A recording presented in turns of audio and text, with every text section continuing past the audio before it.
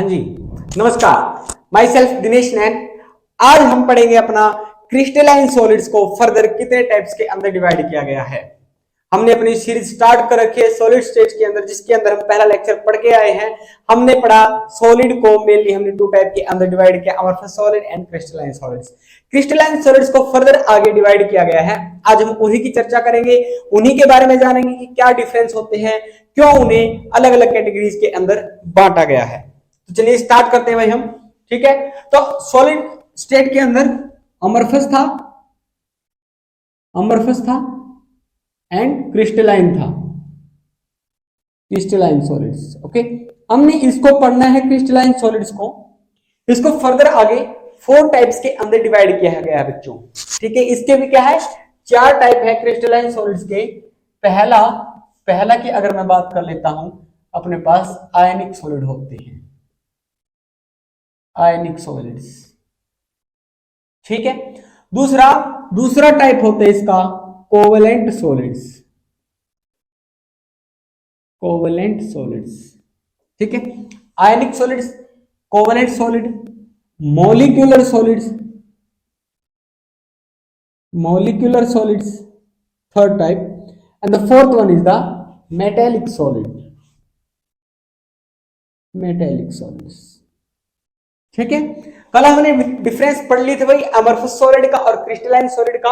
आज हम जानेंगे क्रिस्टलाइन सॉलिड के अंदर जो ये 4 टाइप के सॉलिड बताए गए हैं, इनका क्या क्या डिफरेंस हो सकता है। ठीक है, तो सबसे पहले मैं बात कर लेता हूं इंटरमोलिकुलर फोर्सेस की। देखिए, सॉलिड के अंदर सभी के अंदर इंटरमोलिकुलर फोर्सेस स्ट्रॉन्ग होता है अगर हम कंपेयर करते हैं लिक्विड के साथ या गैस के साथ। ठीक है, तो इन चारों के अंदर भी डिफरेंट टाइप के इंटरमोलिकुलर फोर्सेस होते हैं। उनकी बात कर लेते हैं। पहली मैं बात कर लेता हूं इंटरमोलिकुलर फोर्सेस। ये इंटरमोलिकुलर फोर्सेस से पहले हम ये जान लेते हैं कि इनके अंदर एटम्स के बीच में फोर्स होगा, आयंस के बीच में फोर्स होगा, या फिर किसी और पार्टिकल्स के बीच में फोर्स होगा। उसकी पहले हम बात कर लेते हैं। तो यहां पर हम पहले जो है बात करेंगे भाई, किसकी बात करेंगे, पहले हम बात करेंगे कॉन्स्टिट्यूएंट पार्टिकल्स की, कॉन्स्टिट्यूएंट्स पार्टिकल्स। ओके, आयनिक सॉलिड्स, देखिए नाम क्या बता रहा है कि इसके अंदर जाहिर सी बात है आयंस प्रेजेंट होंगे। और आयंस क्या, जैसे कि Na पॉजिटिव, Cl नेगेटिव। एक तो कैटायन होता है, एनायन को भी हम 2 टाइप के अंदर डिवाइड करते हैं भाई। एनायन को आयन को 2 टाइप के अंदर डिवाइड करते हैं। एक तो होता है एनायन, एक और होता है कैटायन। कैटायन के ऊपर पॉजिटिव चार्ज होता है, एनायन के ऊपर नेगेटिव चार्ज होता है। आई होप आप सभी लोगों को इस चीज का पता होगा। ओके, आफ्टर दैट हम पढ़ते हैं कि जो कांस्टेंट पार्टिकल्स है आयनिक सॉलिड्स के अंदर कौन कौन से होंगे भाई, या तो एनायन होंगे या क्या होंगे, कैटायन होंगे। क्या होंगे, एनायंस एंड कैटायंस। ओके, उसके बाद बारी आती है भाई कोवेलेंट सॉलिड्स की, कि कोवेलेंट सॉलिड्स के अंदर क्या होंगे। देखिए, कोवेलेंट सॉलिड अगर आपने पढ़ा हो कार्बन के 2 एलोट्रोप हैं। कौन कौन से हैं, एक तो अपने पास डायमंड है, एक ग्रेफाइट है, तीसरा बकमिलिस्टर फ्लोरेंस होता है, जिसकी चर्चा हम ज्यादातर नहीं करते हैं। तो वहां पर क्या होता है, कार्बन तो सिर्फ एक एटम है, वो कोई मॉलिक्यूल या कंपाउंड या आयन थोड़े। अगर अकेला कार्बन पड़ा हुआ है, ये कार्बन है, ये क्या है, ये तो सिर्फ एक अकेला एटम है। तो यहां पर कोवेलेंट सॉलिड्स के अंदर एटम्स प्रेजेंट होते हुए। ओके, मॉलिक्यूलर सॉलिड्स के अंदर क्या होंगे, नाम क्या बता रहा है, मॉलिक्यूल्स प्रेजेंट होंगे। मॉलिक्यूलर सॉलिड्स के अंदर मॉलिक्यूल्स प्रेजेंट होंगे। और मेटेलिक सॉलिड्स के अंदर देखिए, अब मेटेलिक क्या है, मेटल्स के बीच में आता है। इसके अंदर एटम तो प्रेजेंट होंगे ही होंगे, लेकिन जो कांस्टेंट पार्टिकल्स जो हमें स्टडी करने हैं वो कौन से होंगे, या तो इलेक्ट्रॉन होंगे या फिर पॉजिटिव चार्ज कर्नल्स। ओके, कि जब इलेक्ट्रॉन बाहर निकलता है वहां पर एक होल बनता है, उसको हम भाई कर्नल्स बोलते हैं, या होल बोल दो या कर्नल बोल दो, एक ही बात है। ठीक है, तो ये है कॉन्स्टिट्यूएंट पार्टिकल्स जो मेरे आयनिक सॉलिड्स के अंदर प्रेजेंट है। एनायन एंड कैटायन, कोवेलेंट के अंदर है एटम, मॉलिक्यूलर सॉलिड्स के अंदर मॉलिक्यूल्स, मेटेलिक सॉलिड्स के अंदर इलेक्ट्रॉन या कर्नल्स प्रेजेंट होते हैं। उसके बाद हम बात कर लेते हैं फोर्सेस की। यहां पर बाइंडिंग फोर्सेस कौन कौन सी होंगी, ठीक है, बाइंडिंग फोर्सेस, कि इनके बीच में कौन सी, आयनिक के बीच में कौन सी फोर्स प्रेजेंट है, कोवेलेंट के अंदर कौन सी है, और मोलिकुलर सॉलिड्स के अंदर कौन से, मेटेलिक सॉलिड्स के अंदर कौन से है, इसकी बात करते हैं। आयंस, आयंस पॉजिटिव और नेगेटिव है। एग्जांपल मैं ले लेता हूं NaCl का, ठीक है, NaCl का। तो यहां पर क्या होगा भाई, एक पॉजिटिव, हमें पता है opposite charge attract each other, तो पॉजिटिव चार्ज अट्रैक्ट करेगा इलेक्ट्रॉन को, ठीक है, इलेक्ट्रॉन जो पॉजिटिव चार्ज है उसको अट्रैक्ट करेंगे। मतलब एनायन और कैटायन, यहां पर इलेक्ट्रॉन और पॉजिट्रॉन कर्नल्स नहीं है, यहां पर क्या अपने पास, यहां पर अपने पास एनायंस और कैटायंस, मतलब एनायन कैटायन को अट्रैक्ट करेगा, कैटायन एनायन को अट्रैक्ट करेगा। और जो ये पॉजिटिव और नेगेटिव के बीच में फोर्स ऑफ अट्रैक्शन होता है, हम इसको बोलते हैं इलेक्ट्रोस्टैटिक फोर्स ऑफ अट्रैक्शन। यह क्या होगा भाई, electrostatic force of attraction, force of attraction. इसका अगर हमें मैग्नीट्यूड निकालना है तो ये होता है भाई F equal to Q1 into Q2 upon R square. R क्या है, distance between the anion and cation, and Q1 is the charge on anion या cation, Q2 is the same as the charge. मतलब Q1 और Q2 क्या है, charge है cation के ऊपर, एनायन के ऊपर, और R क्या है, यहाँ पर R जो है उन दोनों के बीच की डिस्टेंस है कि इनके बीच में डिस्टेंस कौन सी प्रेजेंट होगी, ठीक है, कौन सी चीज प्रेजेंट होगी, ठीक है। कोवेलेंट बॉन्ड के अंदर बाइंडिंग फोर्स की बात करते हैं, सॉरी कोवेलेंट सॉलिड्स के अंदर, ठीक, कोवेलेंट सॉलिड्स के अंदर देखिए नाम क्या, covalent. Covalent bonds, type of bonds मैंने आपको पढ़ाए थे क्लास +1 के अंदर, जिसके अंदर जो अपने पास स्टेट ऑफ मैटर है उसके अंदर हमने वहां पर चीजें पढ़ी थी। जिसने उस लेक्चर को या उस सीरीज को नहीं देखा अभी क्लास +1 का, जाकर देख लीजिएगा, लिंक नीचे डिस्क्रिप्शन में मिल जाएगा, या आप state of matter bye Dinesh answer करेंगे तो आपको वहां पर भी चीजें आसानी से मिल जाएंगी। ओके, तो यहाँ पर कोवेलेंट सॉलिड्स के अंदर होते हैं भी covalent bonds present, covalent bonds present होंगे। ओके, मॉलिक्यूल्स के बीच में होती है वैन डर वाल फोर्सेस। क्या होती है, वैन डर वाल फोर्सेस, वैन डर वाल फोर्सेस। देखिए फोर्सेस जो अट्रैक्शन की फोर्सेस है उनकी स्टडी भी हम क्लास +1 के अंदर की थी, जिसके अंदर मैंने आप लोगों को बताया वैन डर वाल फोर्सेस होती है, ठीक है, आयन डायपोलर फोर्सेस होती है, डायपोल फोर्सेस होती है, इंड्यूस्ड आयन डायपोल फोर्सेस होती है, और हाइड्रोजन बॉन्डिंग, ये सारी भी हम क्लास +1 के अंदर पढ़ के आए थे। अगर मैं यहां से दोबारा चीजें करवाने लग जाता हूं तो भाई मतलब सिलेबस जो है लॉन्ग टाइम के लिए लंबा पड़ जाएगा आप लोगों के, तो इतना डीप के अंदर जाना जरूरी भी नहीं है। लेकिन जो कॉम्पिटिटिव एग्जाम्स की तैयारी कर रहे हैं भाई उन्हें +1 की चीजें पढ़नी ही पड़ेंगी, तो उन्हें जो मैं मान के चलता हूँ चीजें आती होंगी। जिसको जाना है डीप के अंदर तो लिंक नीचे डिस्क्रिप्शन में मिल ही जाएगा आपको उस सीरीज का, तो आप वहां से जाकर देखिएगा, सारी चीजें आपकी कवर अप हो जाएंगी, ठीक है। ज्यादा मुश्किल नहीं है, वैन डर वाल फोर्सेस होती है, आयन डायपोल फोर्सेस होती है, ठीक है, डायपोल फोर्सेस होती है, इलेक्ट्रोस्टैटिक फोर्सेस ऑफ अट्रैक्शन होती है। अट्रैक्शन की फोर्सेस की हम जनरली यहाँ पर स्टडी करते हैं किसके अंदर, केमिस्ट्री के अंदर। चलिए जी, metallic forces, metallic bond present होते हैं, मेटल्स के अंदर मेटेलिक बॉन्ड्स प्रेजेंट होंगे। यहां पर जो इलेक्ट्रॉन और कर्नल्स हैं इनके बीच में क्या है, मेटेलिक बॉन्ड प्रेजेंट है। क्या है भाई, मेटेलिक बॉन्ड प्रेजेंट, एक वैलेंस बॉन्ड होता है, एक कंडक्शन बैंड होता है।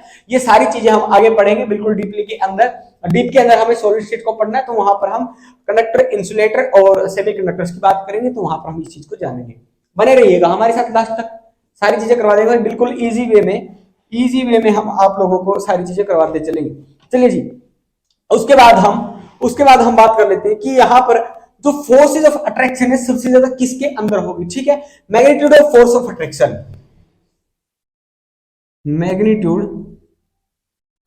ऑफ फोर्स ऑफ अट्रैक्शन, ठीक है। तो जो वैन डर वाल फोर्सेज होती हैं ये बहुत ही ज्यादा हाई होती है। क्या होती है, बहुत ज्यादा हाई होती है, ये टू मच हाई, ये बहुत ही ज्यादा हाई होती है, स्ट्रॉन्ग बॉन्ड होते हैं, ठीक है। उसके बाद कोवेलेंट उनसे थोड़े से कम जो है स्ट्रॉन्ग बॉन्ड होते हैं कोवेलेंट, तो इनको हम हाई लिख देते हैं। और वैन डर वाल फोर्सेज वीक फोर्सेज होती हैं, बहुत ही ज्यादा वीक फोर्सेज है, तो यहां पर हम वीक फोर्सेज लिखेंगे, वीक फोर्सेज ऑफ अट्रैक्शन। और मेटेलिक के अंदर मॉडरेट होती है, ना ज्यादा स्ट्रॉन्ग और ना ही वीक। इनके अंदर क्या होगी, मॉडरेट सी चीजें होंगी भाई इनके बीच में। यहां पर क्या है, ज्यादा सी चीजें, ना तो ज्यादा स्ट्रॉन्ग फोर्सेज ऑफ अट्रैक्शन है और ना ही यहां पर मतलब बिल्कुल वीक है, दोनों के बीच में। इलेक्ट्रिकल कंडक्टिविटी की बात कर लेते हैं। इलेक्ट्रिकल कंडक्टिविटी ये क्या कहती है, देखिए जब आयनिक solids Na positive Cl negative एक दूसरे को बाइंड किए हुए, क्या वहां पर कोई आयन प्रेजेंट है, नहीं है, तो थर्मल कंडक्टिविटी किसकी वजह से होती है भाई? आयंस की वजह से होती है। जो आयंस ही नहीं है तो कैसे होगी? नहीं होगी, ठीक है। सॉलिड स्टेट के अंदर तो नहीं होगी, do not in solid state, solid state के अंदर तो नहीं है। लेकिन अगर मैं इसको डिसोल्व कर दूं, टेबल चार्ट को अगर आप पानी के अंदर डिसोल्व करोगे तो क्या होगा? Na पॉजिटिव अलग हो जाएगा, Cl नेगेटिव अलग हो जाएगा। अब दोनों वहां पर आयंस बन गए, Na पॉजिटिव बन गया, Cl नेगेटिव बन गया। आयंस बन गया तो इसका मतलब क्या हुआ? इसका मतलब वहां पर कंडक्टिविटी हो सकती है। तो ये मोल्टन स्टेट के अंदर कंडक्ट इन मोल्टन स्टेट, जब मोल्टन स्टेट आती है तो ये वही कंडक्ट कर सकते हैं। क्या कर सकते हैं? कंडक्ट कर सकते हैं। कौन से? आयनिक वाले की, सॉरी आयनिक वाले की अगर हम बात करते हैं। Okay, covalent bond, covalent bond क्या बनता है? शेयरिंग ऑफ इलेक्ट्रॉन से बनता है। मतलब वहां पर कोई फ्री, ना तो पॉजिटिव चार्ज है ना नेगेटिव चार्ज है। जब वहां पर आयंस फ्री नहीं होंगी तो क्या होगा? वो इलेक्ट्रिसिटी कंडक्ट नहीं कर पाएंगे। तो ये इंसुलेटर होते हैं। क्या होते हैं भाई? ये इंसुलेटर होते हैं। क्या होंगे? इंसुलेटर होंगे। लेकिन मैं आपको बताऊं, कोवलेंट सॉलिड्स के अंदर जो हम पढ़ते हैं diamond and graphite, graphite electricity को कंडक्ट कर सकता है। तो यहां पर हम एक्सेप्शन लिख देंगे, एक्सेप्शन, क्या? ग्रेफाइट। ओके, ग्रेफाइट यहां पर क्या रहेगा भाई? एक्सेप्शन रहेगा। बाकी सारे कोवलेंट सॉलिड्स कंडक्ट नहीं करते हैं। ओके, आफ्टर दैट हम मोलिकुलर सॉलिड्स की बात करते हैं। मोलिकुलर सॉलिड्स के अंदर भी क्या होगा? ये भी इंसुलेटर होते हैं। इनके पास भी आयंस वगैरह नहीं होते, तो ये एज ए इंसुलेटर वर्क करते हैं, एज ए इंसुलेटर, ठीक है। लेकिन मेटल, हमें पता है कि मेटल की प्रॉपर्टी क्या होती है? वो गुड कंडक्टर होते हैं, हीट के भी इलेक्ट्रिसिटी के भी। तो मेटल तो भाई कंडक्टर होते हैं, तो हम इनको कंडक्टर लिखेंगे। कंडक्टर मतलब बोले तो गुड कंडक्टर। ओके, ये होते हैं भाई गुड कंडक्टर होते हैं, गुड कंडक्टर होते हैं। मेल्टिंग पॉइंट की बात कर लेते हैं अभी, या फ्यूजन की बात करो या मेल्टिंग पॉइंट की बात करो, एक ही बात होती है। देखिए, जहां पर जितनी ज्यादा स्ट्रॉन्ग फोर्सेस, मतलब क्या? जितनी ज्यादा स्ट्रॉन्ग फोर्सेस उतने ज्यादा मॉलिक्यूल्स टाइटली हेल्ड किए हुए। अब उनको दूर करने के लिए हमें उतना ज्यादा टेम्परेचर देना पड़ेगा। टेम्परेचर देना पड़ेगा ज्यादा, तो उसका मतलब मेल्टिंग पॉइंट उसका हाई हो गया। तो सबसे स्ट्रॉन्गेस्ट तो इनके अंदर है, तो इनका तो हाई होता है भाई, very high. Okay, covalent solids का हाई होगा, इतना ज्यादा हाई नहीं होता लेकिन हाई होता है, हाई होता है। ओके, मोलिकुलर सॉलिड्स का लो होता है, ये जनरली हाई नहीं होते। और मेटेलिक सॉलिड्स का हाई होता है, इतना ज्यादा लो भी नहीं होता और इतना ज्यादा हाई भी नहीं। एग्जाम्पल की बात कर लेते हैं। एग्जाम्पल्स की, आयनिक सॉलिड्स के अंदर NaCl हो गया मेरा, जैसे जिंक सल्फाइड हो गया, ये सारे क्या हैं? ये सारे मेरे पास आयनिक सॉलिड्स हैं। अच्छा, कोवलेंट सॉलिड्स का दूसरा नाम, इनका हम नेटवर्क सॉलिड्स भी बोल देते हैं। दूसरा नाम नेटवर्क सॉलिड्स, क्या है? नेटवर्क सॉलिड्स भी हम इनको बोल देते हैं। ओके, कोवलेंट सॉलिड्स की अगर हम बात कर लेते हैं, जैसे कि अपने पास डायमंड हो गया, ग्रेफाइट हो गया, SiO2 हो गया, सिलिकॉन डाइऑक्साइड, ठीक है। ये सारे क्या होते हैं? ये सारे कोवलेंट सॉलिड्स होते हैं। मॉलिक्यूलर सॉलिड्स के अंदर, इसके अंदर तो मॉलिक्यूल्स प्रेजेंट होंगे, जैसे कि CO2 हो गया, ठीक है। अगर हम CO2 ड्राई आइस की बात करें तो ड्राई आयोडीन हो गया, आर्गन हो गया।